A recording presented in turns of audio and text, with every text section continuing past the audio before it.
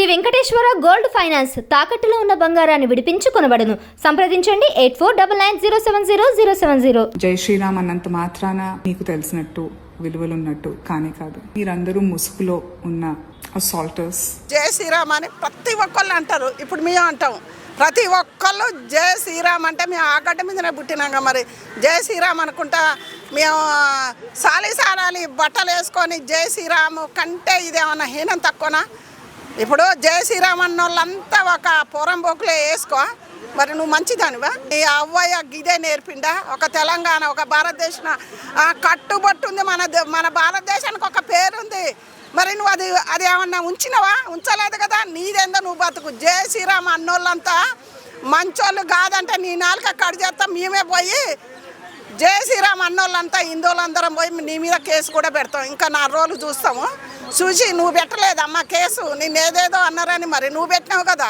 మరి నువ్వు పెట్టినప్పుడు మీ ఎందుకు పెట్టకూడదు? జై శ్రీరామ్ మరి మేమంతా మంచోళ్ళం కదా?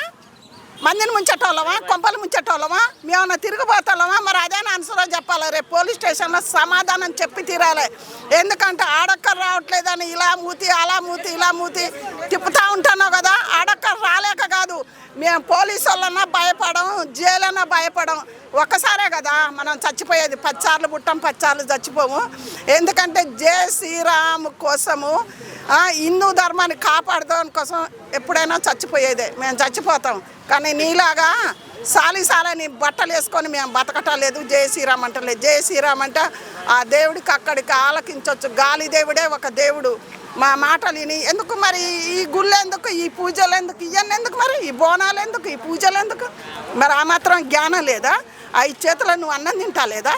ఏం తింటానో ఒక అబ్బాయిని ఏది ఇస్తానో నువ్వు సోషల్ మీడియాలో చూస్తున్నా అంటే అబ్బాయి మోగానన్నా మమ్మల్ని ఏది నీకు దమ్ముంటే అంటే కేసు పెడతావా? కేసు పెట్టారు. ప్రతి ఒక్కళ్ళకు సత్యనారాయణ సార్ ఏ పోలీసు వాళ్ళు అయినా అనుసూర మీద మేము కేసు పెడతానికి సిద్ధంగా ఉన్నాం. మేము హిందువులం, సనాతన ధర్మాన్ని కాపాడుకొని రామ రామ పొద్దులేత అని మేము బతికేటాళ్ళం మేము. ఎందుకంటే ఇలాంటి సినిమాలు కట్టి పోటీ బట్టలు వేసుకొని గాలంటి అన్నా కానీ నేను ఎందుకంటా మన తెలంగాణ పోరే అని నేను ఎంతమందికో నేను సమాధానం చెప్పిన. కానీ నువ్వు రెచ్చిపోయి అంటే ఎప్పుడు నువ్వు సోషల్ మీడియాలో కనిపించాలా?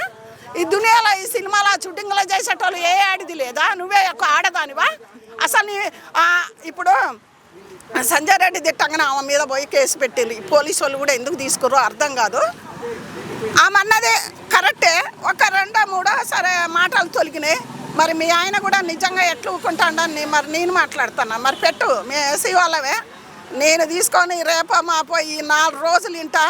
5వ రోజు నేను ఎవరికి చెప్పాలనో వాళ్ళని తీసిపోయి ఎవ్వరొద్దు. ఒక 2 ఉన్నాం మహిళలు, నీ మీద మేము కేసు పెడతాం. ఇంతటితో వెనక్కు బీక్కో నాలుకే. ముందు నాలుక జాగ్రత్త మాత్రం మేము ఏదైనా చేద్దానికి సిద్ధంగా ఉన్నాం. ఎందుకంటే మా రాముడిని సీతని అంటున్నావు కదా. మరి మాకెంత పౌరుషం ఉండాలి? నువ్వు ఎట్లా పడితే ఉండేదానివి. భూమికి అదేదో వాళ్ళు పెద్ద వాళ్ళు ఏదో సినిమా చీరలు ఓపెనింగ్ ఉంటారు, బట్టల షాప్ వాళ్ళు లేరా? ఓపెనింగ్కి పిలుతారని ఆ ఓపెనింగ్ కాడికి పోయి నువ్వు ఒక పక్క మొత్తం కానొస్తుంటే ఇలా ఎగురుతున్నావు. అంతకంటే నా రాముడు ఏమన్నా తక్కువనా? మేమేమన్నా తక్కువనా? దేనికి మాట్లాడుతున్నా నువ్వు? హద్దులో మాట్లాడు. నీ హద్దులో నువ్వు ఉండు. కేసులు మాకేం కాదు. ఏం చేస్తారు మమ్మల్ని? ఎన్ని దినాలైనా ఉండొస్తాం, మాకేం బాధ లేదు. నీ మీదనే మేము కేసు పెడదామని మేము మాట్లాడుకుంటున్నాం. ఇది అనుసూరేదాకా ప్రతి ఒక్కళ్ళు దీన్ని షేర్ చేసి ప్రతి ఒక్కళ్ళు సోషల్ మీడియాలో పెట్టుండి ఆమె సంగతి చూస్తాం. ఎందుకంటే ఆమె మన భారతదేశంలో బతుకుంటా వేరే పాకిస్తాన్కి సపోర్టింగ్ చేస్తుంది. అది ప్రజలకు తెలియదా? మరి ఇక్కడ సినిమాలు ఆమె సినిమాలలో కూడా ఎవ్వరు పెట్టుకోవద్దు. నేను చెప్తున్నా. ఏది బట్టల షాప్ వాడు కూడా నేను చెప్తున్నా. ఎందుకంటే ఆమె ఒక్కతో వచ్చి ఆమె ఓపెనింగ్ చేయగానే చీరలు కొనగానే అమ్ముడు పోవట్లేదు. ఈ భారతదేశానికి ఏం మెసేజ్ ఇస్తుంది? వేరే దేశానికి సపోర్ట్ ఇస్తుంది.